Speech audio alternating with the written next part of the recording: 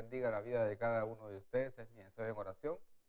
Damos gracias al Señor que nos permite este tiempo de calidad para poder transmitirles a ustedes un mensaje que viene no de parte de este su servidor, sino de parte de Jehová. Un mensaje que nos ayuda a entender mejor las Sagradas Escrituras y que nos eh, coopere con la espiritualidad nuestra que día a día necesita ir creciendo, renovándose para glorificar con nuestro testimonio el nombre de Cristo Jesús. Como siempre, les invito, ¿verdad?, a estar pendiente de nuestra programación de este canal OLAM 7, ya sea en la página web olam7.tv o en el canal de YouTube OLAM 7 HD Honduras. Estamos transmitiendo desde la ciudad de San Pedro Sula y en el norte de Honduras, en la zona caliente más próspera de este país.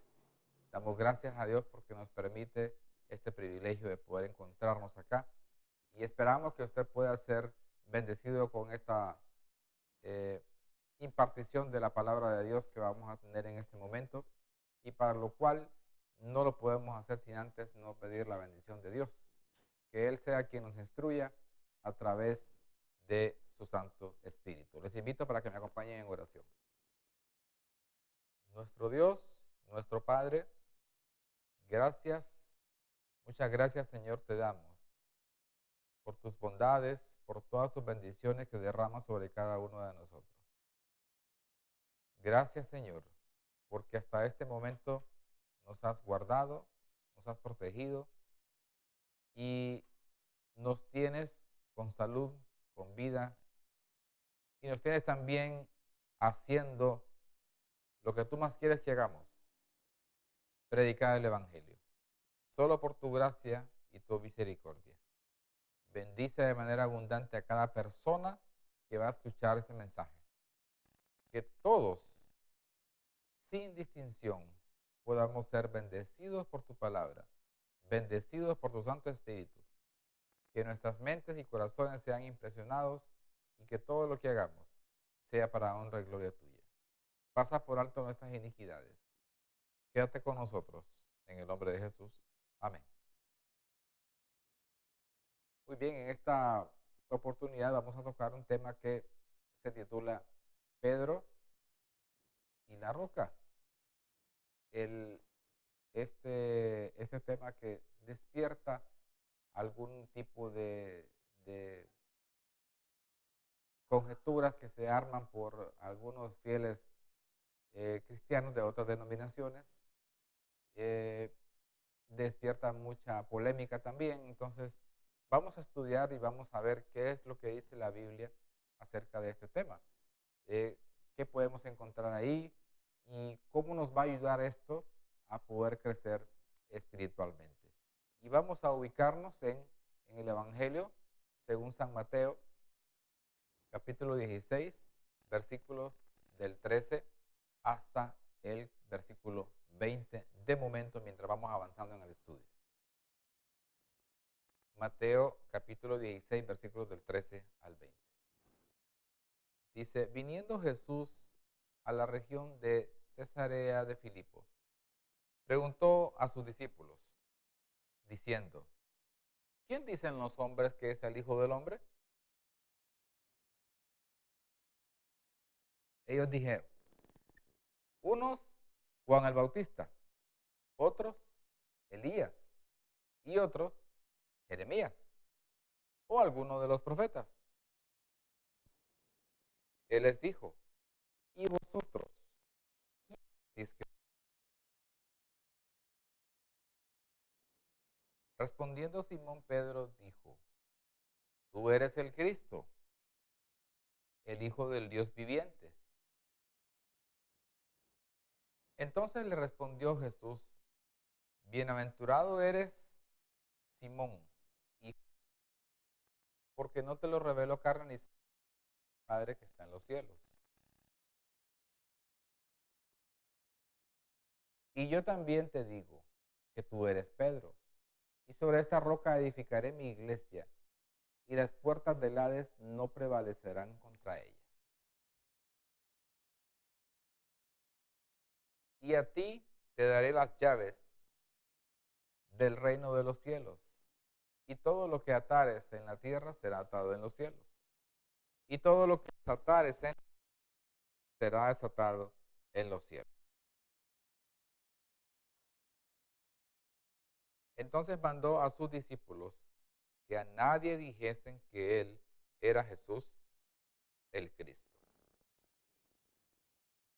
Veamos cómo bajo esta perspectiva que nos da la Biblia podemos enmarcar esta historia de Pedro aquí, que sabemos nosotros que Pedro era de los que estuvo más tiempo con Jesús, de los que estuvo más cerca de él, de los que podían palpar todos los milagros, todas las cosas que Jesús hacía, sanando enfermos, levantando paralíticos, resucitando muertos.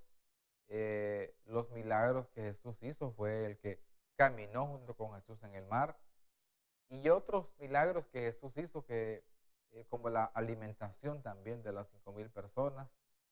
Todo ese tipo de milagros, Pedro los vio y pudo ver cómo el poder de Dios estaba entrelazado, eran uno con el otro junto con su hijo cuando estuvo en su ministerio aquí en la tierra por 3 años y medio. Vemos cómo Pedro también, me imagino yo, es comprensible pensarlo, que él mantenía en su mente esas preguntas incógnitas que él tenía, porque él veía que él era enviado de Dios. Y me imagino yo que se preguntó Pedro en algún momento, ¿por qué Jesús permitió que Juan el Bautista muriera de esa forma? Si Juan el Bautista era un profeta de Dios. Incluso Jesús, en algún momento él dijo que no se había levantado ningún otro profeta tan grande como Juan el Bautista. Entonces, vemos cómo Pedro era muy cercano a Jesús. Sin embargo, Pedro tenía el problema de que siempre era muy rápido para hablar, no pensaba mucho.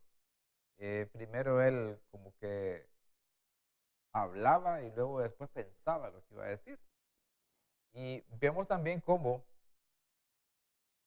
había muchas otras experiencias que Pedro tuvo, y que algunas de ellas las vamos a mencionar en esta oportunidad, para indicar la cercanía, la influencia que pudo hacer Jesús en la vida de Pedro y en esos apóstoles que estuvieron de manera cercana con él en todo el tiempo que estuvo trabajando aquí en la tierra. Vemos cómo, si nosotros vamos al libro de Lucas, capítulo 2, versículos 10 y 11. Lucas 2, 10 y 11.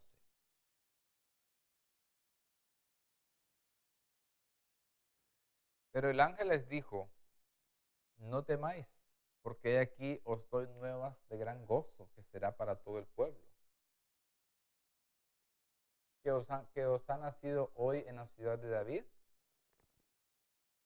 un Salvador, que es Cristo el Señor. Y vemos también Hebreos capítulo 7, versículo 26. Hebreos 7, 26. Porque tal sumo sacerdote nos convenía, santo, inocente, sin mancha, apartado de los pecadores y hecho más sublime que los cielos. Y vemos lo que dice Isaías 9:6, el profeta mesiánico: porque un niño nos es nacido, hijo nos es dado, y el principado sobre su hombro. Y se llamará su nombre admirable, consejero, Dios fuerte, Padre eterno, príncipe de paz. Y para terminar, veamos lo que dice Gálatas 4:4, que nos dice el apóstol Pablo ahí, en su carta a la iglesia de Galacia. Pero cuando vino el cumplimiento del tiempo, Dios envió a su Hijo, nacido de mujer y nacido bajo la ley. Todo esto que hemos leído tiene que ver con la, la vida encarnada de Jesús como un ser humano. Dejó él la divinidad, toda su gloria, toda su grandeza, toda la alabanza. Él dejó eso y se encarnó aquí en la tierra. Por lo tanto, Pedro pudo vivir todo eso que Jesús hizo, todo lo que Jesús significó. Vemos cómo también Jesús, uno de los títulos que tenía era el Hijo del Hombre, como para identificarse mejor con la raza humana. Y yéndonos un poquito más allá de lo que fue la vida de Pedro, Pedro con, con Jesús fue en muchos tramos de la historia junto con los otros discípulos. Pedro anduvo extraviado, anduvo errante de sus declaraciones, eh, hablaba muy rápido, no pensaba para hablar, igual pasaba con las cosas que él hacía. Recuerden lo que pasó en el huerto de Getsemaní, cuando quisieron prender a Jesús. El primero que actuó ahí de una forma arrebatada fue Pedro cuando sacó su espada y quiso en realidad matar a la persona que iba a tomar a Jesús, que iba a prenderlo. Pero sabemos de que él le dañó la oreja, pero sabemos de que él no quiso dañarle la oreja, él lo que quería era quitarle la vida. Sin embargo, en alguna forma de esquivar, pues solamente le dañó la oreja. Sin embargo, ya conocemos la historia que Jesús operó con su poder sanador para que esa persona pudiera ser restaurada. Y rechazó el acto de Pedro, un acto violento totalmente, deliberado, que no pensó en las consecuencias, porque al final lo que pasó en el Getsemaní ya era algo que Jesús lo había anunciado, que eso tenía que ocurrir, que eso no podían pasarlo por alto, obviarlo, no podían, tenía que ser. Pero cuando fuera el cumplimiento, cuando llegara el día en que tenía que cumplirse todas esas cosas que, que hemos leído y que conocemos de las Sagradas Escrituras. Ahora, veamos aquí la parte ya de la ocasión donde Pedro, y miren que es significativo lo que nosotros leímos, Mateo 16, del 13 hasta el 20, pero vemos cómo toma fuerza lo que Pedro le dice a Jesús, porque él lo declara en Cesarea de Filipo, que era un área eminentemente gentil, pero en el tiempo que estuvo en el ministerio con Jesús, que lo acompañó donde anduvo, vio cómo Jesús se relacionaba con, con muchos gentiles, que él podía sentarse a comer con ellos, que él permitía que una mujer le pudiera, se le pudiera acercar, lo pudiera tocar. Él vio cómo Jesús era compasivo. Vemos también la historia de Jesús y la mujer samaritana, cómo él mostraba simpatía por todo tipo de personas. Eso muestra de la globalización del evangelio que Cristo requiere que se predique, que no, que él mismo no se quede encerrado en cuatro paredes y que solamente se esté predicando para un grupo de personas que ya son denominacionalmente creyentes, que ya tienen una fe que han profesado en su momento, que han aceptado mantener en Jesús, pero que se queda ahí nada más, en predicarlo con la misma gente, se vuelve como una rutina. En realidad la idea, el objetivo de Cristo era llevar el Evangelio a todo el mundo, a toda nación, tribu, lengua y pueblo. Ese era el objetivo. No era dejarlo allí solamente con el pueblo judío. Ese es el problema del pueblo judío, que se conformó, se sentó y empezaron a ver de menos, empezaron a denigrar, empezaron a crear una excepción de personas solo porque no eran judíos. Y Cristo dijo que él requería que su pueblo fuera una nación santa, un real sacerdocio. para que él mismo pudiera pregonar todas las cosas buenas que Dios había hecho con Israel. Él explica también, eh, Dios explica en el libro del profeta Isaías cómo en el caso del sábado, que el sábado sabemos de que es un día que está detallado en los 10 mandamientos, es el cuarto, describe que el sábado es una bendición, es una celebración que hace su pueblo conmemorando la creación y que es un día de regocijo, es un día de gozo, de gran algarabía espiritual, porque se celebra esa enorme creación que Dios ha hecho para cada uno de nosotros. Sin embargo, ese día que Dios hizo para cada uno de nosotros, lo hizo a pesar de que lo hizo con muchos detalles y todo, Él no lo hizo solamente para que esté hecho, porque lo hizo entregándoselo al hombre para que lo disfrutara. Era en realidad un regalo de Dios para el hombre y le dio la potestad de ser el gobernante de esta tierra, el príncipe. Eso fue el objetivo de Dios con la creación, concediéndoselo al hombre. Y vemos cómo podemos encontrar en Gálatas 3:16 algo bien interesante.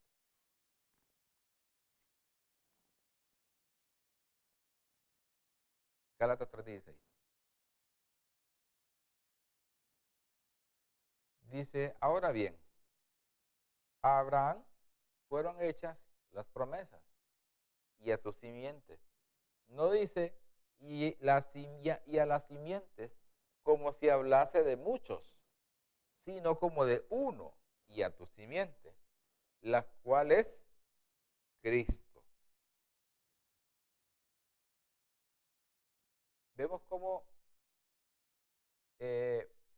iban a ser, dice, una simiente. Y cómo esta simiente iba a venir con un propósito. ¿Cuál era su propósito? Lo vamos a encontrar en Isaías. ¿Cuál era la prioridad de Jesús cuando estuvo aquí en la tierra? ¿Qué es lo que vino a hacer? Isaías, capítulo 58, versículos del 5 hasta el 10. Isaías 58, del 5 al 10. Es tal el ayuno que yo escogí, que de día aflija al hombre su alma, que incline su cabeza como junco y haga cama de silicio y de ceniza. ¿Llamaréis esto ayuno y día agradable a Jehová? ¿No es más bien el ayuno que yo escogí, desatar las ligaduras de impiedad, soltar las cargas de opresión y dejar ir libres a los quebrantados y que rompáis todo yugo? ¿No es que partas tu pan con el hambriento y a los pobres errantes albergues en casa, que cuando veas al desnudo lo cubras y no te escondas de tu hermano? Entonces nacerá tu luz como el alba, y tu salvación se dejará ver pronto, e irá tu justicia delante de ti, y la gloria de Jehová será tu retaguardia.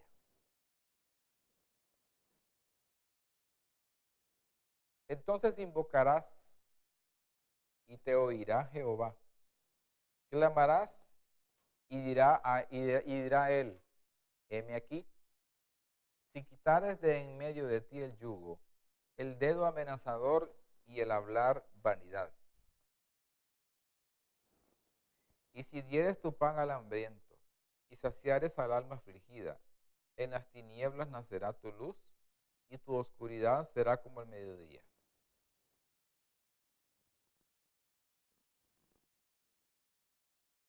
Hasta ahí. ¿Qué es lo que está diciendo acá el profeta Isaías? ¿Cuál era el propósito de Cristo al venir a la tierra? Era traer libertad a los cautivos, sanar a los enfermos, fortalecer a los afligidos. Todas esas cosas es lo que Jesús vino a hacer acá. Pero aquí no dice nada más que vino a hacerle las cosas a los judíos. No. Y los milagros de Jesús no se limitaron al pueblo de Dios, al pueblo judío. Llegaron romanos, llegaron cananeos, eh, el, el ciudadano de Gadara, cantidad de personas. Muchas otras cosas que Jesús hizo que no están descritas acá. Fueron milagros. Él trató siempre con el hecho de restaurar el alma de la persona. Cuando una persona estaba enferma, en primera instancia le decía, hijo, tus pecados te son perdonados. Tenía que ver estrechamente el hecho de la restauración del alma para que la persona pudiera, como consecuencia de eso, tener una restauración en su salud. No podía restaurarse su salud y tener el corazón, el alma envenenada, enferma, con lepra espiritual. Era imposible. Entonces vemos cómo acá Pedro con Jesús, al principio pues no estaba tan familiarizado, no estaba tan sabido él de cuál era el origen, de cuál era el destino final de Jesús, de cuál era el propósito o la misión que Jesús tenía para cumplir aquí en la tierra. Porque él tenía una misión, él tenía una tarea que realizar. Él no podía perder tiempo, él no podía detenerse aquí, detenerse allá, detenerse en otro lado. No, él tenía que avanzar, porque él tenía un tiempo específico. Él solamente tenía 3 años y medio para hacer el ministerio. Nada más. Tenía urgencia. Vean lo que dice aquí el Evangelio según San Juan, capítulo 9, versículo 4. San Juan, capítulo 9, versículo 4. Me es, dice, necesario hacer las obras del que me envió, entre tanto que el día dura y la noche viene, cuando nadie puede trabajar. Lo que está diciendo aquí Jesús es, miren, yo tengo tiempo para trabajar. Y ahorita en estos momentos es mi tiempo de hacerlo. No me puedo detener, no puedo dejar de avanzar. La noche viene cuando nadie va a poder trabajar. Así que cuando Jesús nació, según lo dice el apóstol Pablo en Gálatas, Jesús nació en el día que tenía que venir. Jesús cuando murió en la cruz del Calvario, murió el día que tenía que morir, de acuerdo a la profecía, de acuerdo al tipo o a la figura que aparece en el Antiguo Testamento en relación con el santuario celestial, o el santuario terrenal, perdón. Todo el ritual que se armaba, que se hacía, todo el servicio que se hacía en la mañana y en la tarde, estaban figurando al verdadero Cordero de Dios que quita el pecado del mundo. Y cuando llegó el Cordero, cuando el Cordero el día que tenía que morir, murió, a la hora que tenía que morir, murió, cuando descansó el día, según la profecía, y cuando resucitó el día que decía la profecía, se presentó al Padre y el sacrificio fue aceptado. En ese momento ya la salvación para la humanidad se había consumado, siempre y cuando la persona crea, esté convencida, esté convertida al Evangelio, que crea en que Jesús es el Hijo de Dios, que murió para la remisión de nuestros pecados. Cuando esta persona sepa eso y se entrega a Jesús, entonces el servicio de Jesús, su justicia en el santuario, lo que está haciendo ahorita, su servicio allá de intercesión, es propicio a la persona que acepta ese sacrificio de Jesús. Esto es así. Así trabaja esto. Ahora, vamos a regresar a Mateo capítulo 16.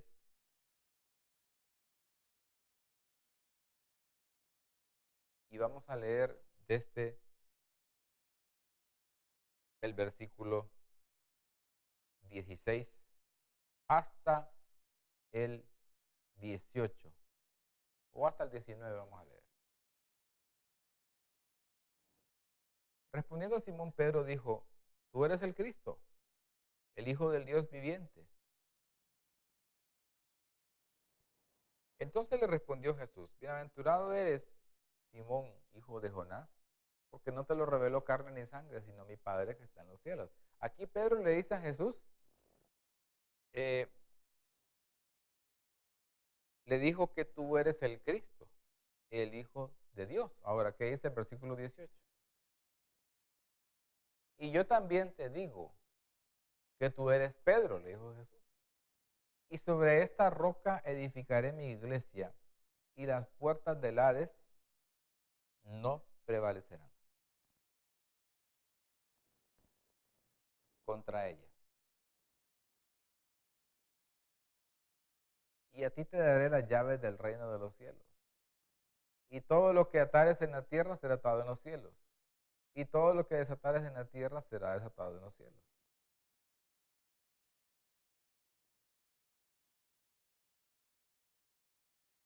Versículo 20.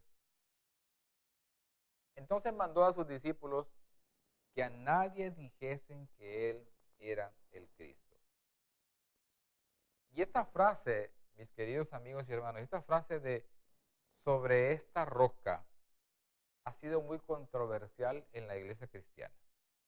Los amigos católicos interpretan que Jesús le estaba diciendo que sobre esta roca, señalando a Pedro, supuestamente, o refiriéndose a Pedro, es que Jesús dijo que sobre esa roca o sobre esta roca iba a edificar la iglesia. Y por lo tanto ellos dicen que que Pedro fue el primer papa de la iglesia católica, apostólica y romana. Y veamos de qué forma o a quién se está refiriendo Pedro cuando habla de la roca. ¿Sí? Vamos a Hechos capítulo 4, versículos del 8 al 12. Hechos 4, 12. 4, 8 al 12.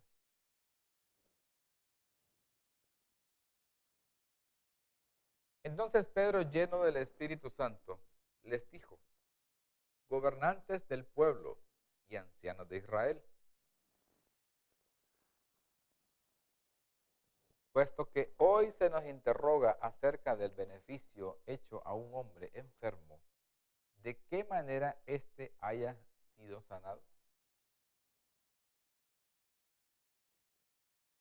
Sea notorio que a todos vosotros, sea notorio a todos vosotros y a todo el pueblo de Israel, que en el nombre de Jesucristo de Nazaret, a quien vosotros crucificasteis y a quien Dios resucitó de los muertos, por él este hombre está en vuestra presencia sano.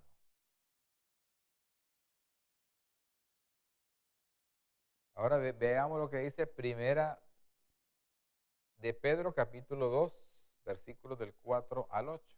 Primera de Pedro 2, versículos del 4 al 8.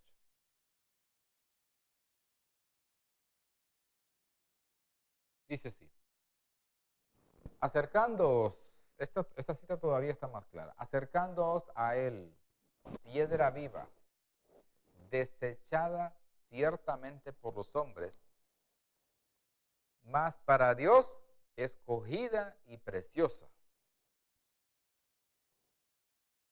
Vosotros también, como piedras vivas, sed edificados como casa espiritual y sacerdocio santo, para obedecer sacrificios espirituales aceptables a Dios por medio de Jesucristo.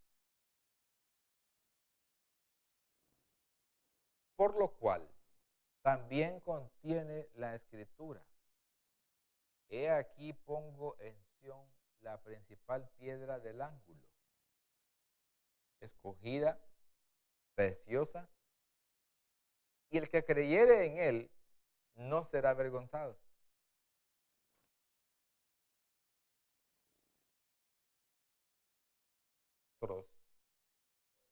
Los que creéis Él es precioso, pero para los que no creen, la piedra que los edificadores desecharon ha venido a ser la cabeza del ángulo. Y piedra de tropiezo y roca que hace caer, porque tropiezan en la palabra, siendo desobedientes, a lo cual fueron también destinados.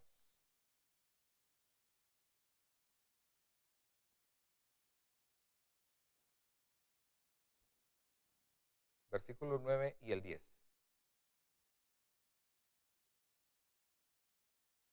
Mas vosotros, dice Pedro, sois linaje escogido, real sacerdocio, nación santa, pueblo adquirido por Dios, para que anunciéis las virtudes de aquel que os llamó de las tinieblas a su luz admirable. Y luego el versículo 10, vosotros que en otro tiempo no erais pueblo, pero que ahora sois pueblo de Dios, que en otro tiempo no habíais alcanzado misericordia, pero ahora habéis alcanzado misericordia. Claramente aquí Pedro está refiriéndose en esos textos, haciendo alusión de Jesús como la roca.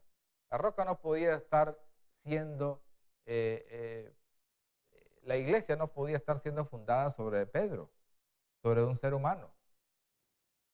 Eso no tiene sentido. La roca que es Cristo Jesús. Pero, ¿por qué no podía Cristo edificar la iglesia sobre un hombre? La roca no tenía, cuando uno hace una casa, los que se dedican a la construcción, lo que hacen es, en primera instancia, cuando ya se tienen los planos, cuando se tienen los materiales y todo el tiempo para empezar a trabajar, en lo primero que se trabaja en qué es, en hacer los cimientos, en hacer los arranques, las bases de la casa, de la edificación, sea una casa, sea un edificio, lo que sea. Sientan las bases, se funden con piedra. ¿Para qué? Para que el edificio esté bien cimentado, para que con facilidad no vaya a caer. Por eso se hace de esa forma. Veamos qué es lo que nos dice la Biblia acerca de la conducta del hombre. ¿Cómo al describir la Biblia este tipo de conducta no podemos decir que la iglesia sería fundada sobre un hombre? Vamos al Salmos, al libro de los Salmos 103, versículo 4. 103, 4.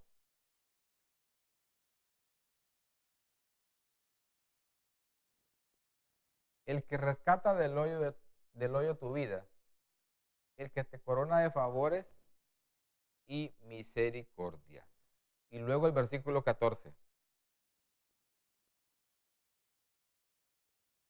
Porque Él conoce nuestra condición. Mire cómo contrasta aquí lo que dice el versículo anterior con esta.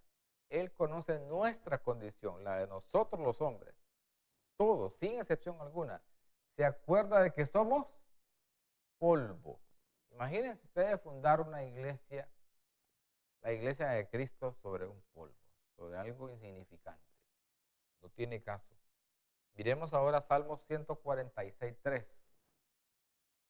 Salmo 146.3. Dice, no confiéis en los príncipes, ni en hijo de hombre, porque no hay en él salvación. ¿En quién no hay salvación? Ni en hijo de hombre, en ningún ser humano. No hay salvación en ningún hombre. Y entonces, ¿cómo se va a fundar la iglesia sobre un hombre? Tampoco, no tiene sentido. Ahora veamos Juan 2.25. ¿Qué nos dice aquí el apóstol? Juan 2.25. Dice así. Y no tenía necesidad de que nadie le diese testimonio del hombre, pues él sabía lo que había en el hombre. Dios conoce la condición interna. Él escudriña. Mateo 26.34. Veamos qué nos dice aquí el Evangelio de Mateo 26:34. Dice, Jesús le dijo, de cierto te digo que esta noche, antes de que el gallo cante, me negarás 3 veces.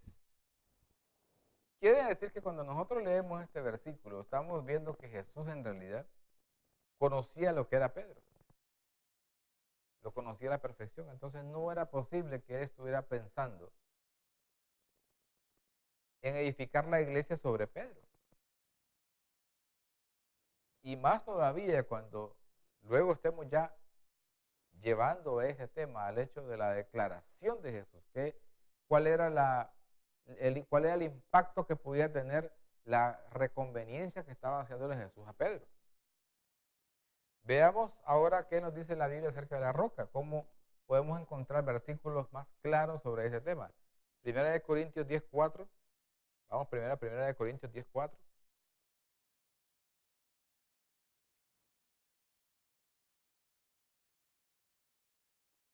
Dice así. Y todos bebieron la misma bebida espiritual, porque bebían ¿de dónde? De la roca espiritual que los seguía. Y la roca era Cristo. Cristo mismo es la roca. Esta es la roca que estaba con los israelitas allá en el desierto, cuando estaban con una gran sed que no tenían agua. La roca de donde salió el agua que ellos tomaron era Cristo Jesús. Ahora veamos Mateo 7:24. Mateo 7:24.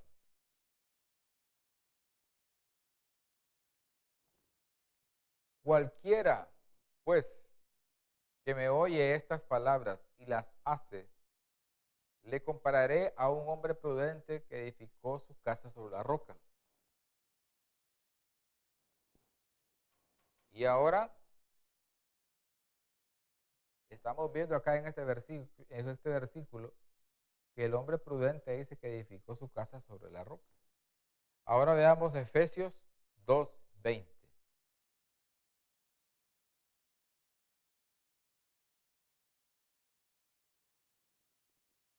Edificado sobre el fundamento de los apóstoles y profetas, siendo la principal piedra del ángulo Jesucristo mismo. Dice el deseado de toda la gente, es página 381. Cuán débil parecía la iglesia cuando Cristo pronunció estas palabras. Se componía apenas de un puñado de creyentes contra quienes se dirigía todo el poder de los demonios y de los hombres malos. Sin embargo, los discípulos de Cristo no debían temer. Edificados sobre la roca de su fortaleza, no podían ser derribados. Deseado de toda la gente, página 381. Claramente aquí la Biblia relata 3 versículos, hay mucho más. Relata 3 versículos donde dice que la roca simboliza a Cristo. Así que la roca no está simbolizando al primer papa ni a Pedro, es a Cristo Jesús.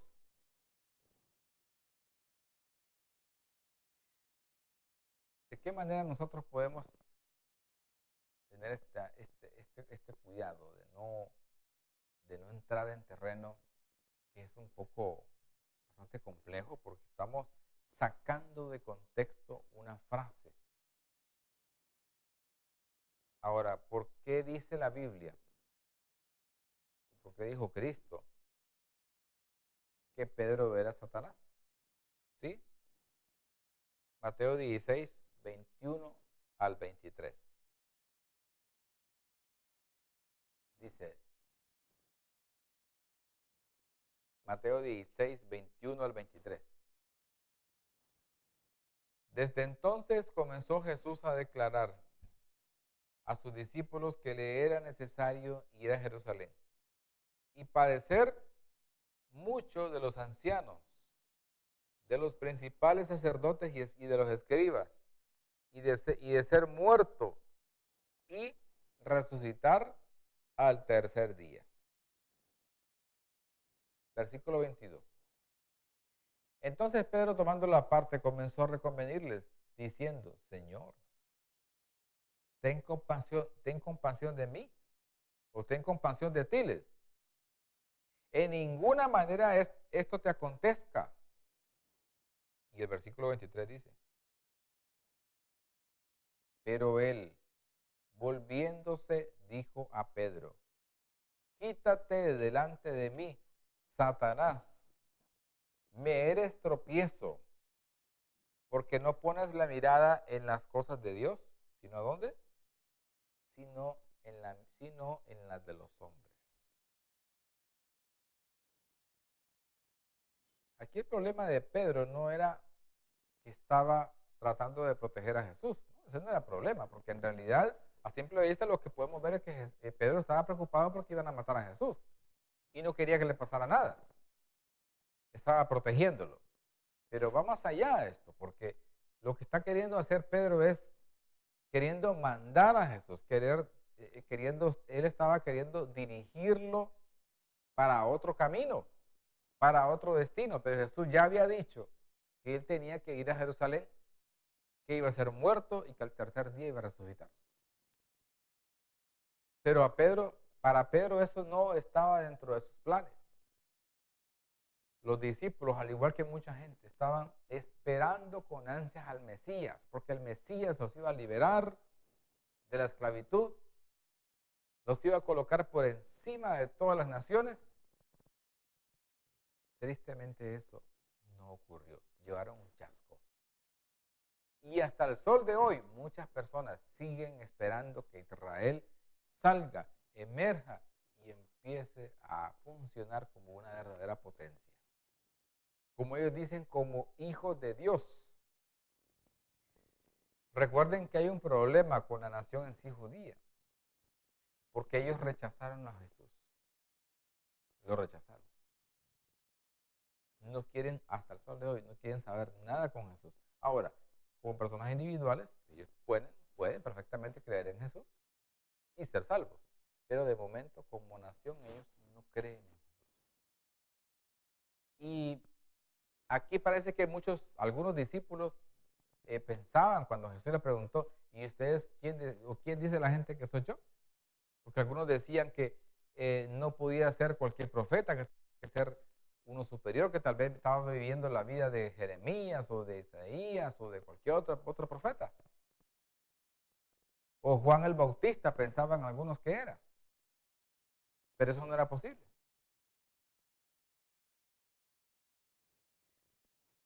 Vivimos nosotros en un tiempo en el que importa más la parte terrenal, porque Jesús regañó a Pedro porque él le dijo que estaba desviando su mirada de las cosas celestiales, de las cosas de Dios, y colocando la mirada en las cosas terrenales. Jesús, no vayas allá a Jerusalén, te van a matar. Pero ese era un plan que estaba ya diseñado por el Padre, que Jesús tenía que morir ese día. Y murió exactamente a las 15 horas, o sea, a las 3 de la tarde, a esa hora.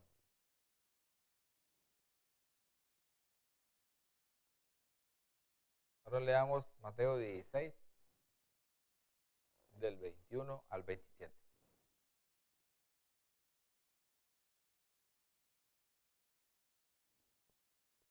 Desde entonces comenzó Jesús a declarar a sus discípulos que le era necesario ir a Jerusalén y padecer mucho de los ancianos, de los principales sacerdotes y de los escribas, y ser muerto y resucitar al tercer día. Entonces Pedro, tomando la parte, comenzó a reconvenirle, diciendo: Señor, ten compasión de ti. En ninguna manera esto te acontezca.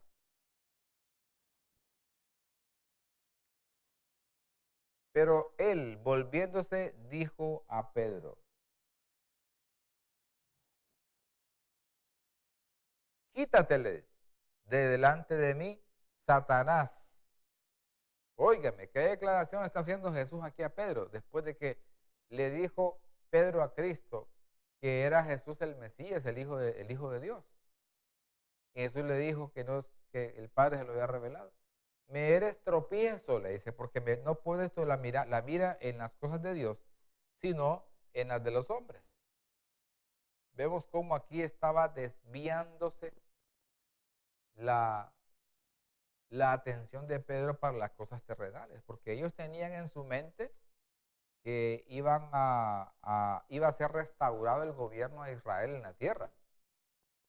Eso pensaban ellos. Por eso cuando Jesús murió, ellos llevaron un chasco, una desilusión. Porque ellos pensaban que era Jesús el que los iba a liberar del yugo romano, como imperio que estaba gobernando en aquel tiempo. Y no fue así.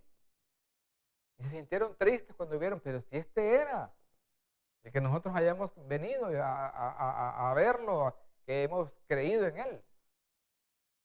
Se sintieron chasqueados porque ellos no entendieron cuántas veces Jesús les decía que yo tengo que morir, pero al tercer día voy a resucitar.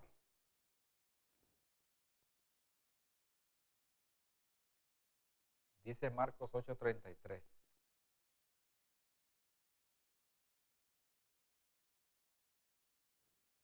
Marcos 8:33.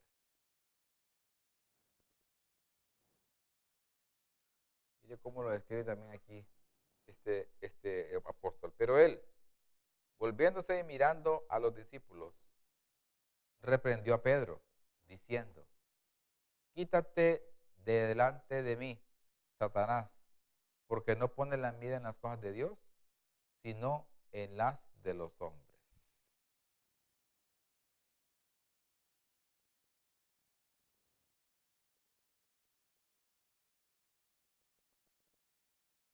Mire, cómo acá dice este comentario, que aunque Pedro había crecido en el andar con Jesús, todavía estaba tratando de controlar las cosas, incluyendo a Jesús mismo. En ese sentido, Pedro no era tan diferente de otro discípulo, porque en el caso de Judas, que trataba de manejar a Jesús y de ejecutar sus propios planes según lo que él pensaba que el Mesías debía hacer. Pero a diferencia de Judas, en el caso porque los dos eran manipuladores, pero a diferencia de Judas, en el caso de Pedro, es que Pedro al final se arrepintió, se convirtió al Evangelio. A pesar de ser Pedro inconsistente en lo que decía, con su testimonio, con las cosas que hablaba, al final este hombre de Dios se aferró a la vida de Cristo, a su ministerio, entendió ya cuando el Pentecostés fue descendido sobre los discípulos para que predicaran el Evangelio. Él al final fue convertido y tuvo un gran sermón registrado en Hechos capítulo 2. No tenemos tiempo de verlo, pero es un gran sermón donde se convirtieron en un solo día 3,000 personas. Es increíble cómo una persona del vulgo, y cuando digo vulgo me refiero a la clase popular de ese tiempo, de ahí sacó Jesús a Pedro y fue utilizado por el Espíritu Santo para predicar el Evangelio. Se convirtieron en un solo día 3,000 personas. Y estaban todos atónitos y le decían: Pedro, ¿qué haremos ahora? Arrepentíos, le dice Pedro, y bautícense cada uno. Es tiempo de arrepentirnos. Es tiempo de volvernos a Dios. Es tiempo que Cristo, la roca, pueda hacer una obra restauradora en las mentes y en los corazones de cada uno de nosotros. Que podamos aferrarnos a la roca, porque de la roca brotan ríos de agua viva, manantiales de agua fresca. Y Cristo dijo, le dijo a la mujer samaritana, el que beba de esta agua que yo le daré de beber, nunca tendrá sed jamás. La mujer samaritana se quedó impresionada. Jesús estaba hablando del Espíritu de Dios que es dado sobre aquellas personas que le obedecen, que se mantienen firmes, que están en sus convicciones, en sus principios fundamentados en la palabra de Dios. Que Dios les bendiga y espero que haya sido de bendición y que nos ayude a crecer espiritualmente.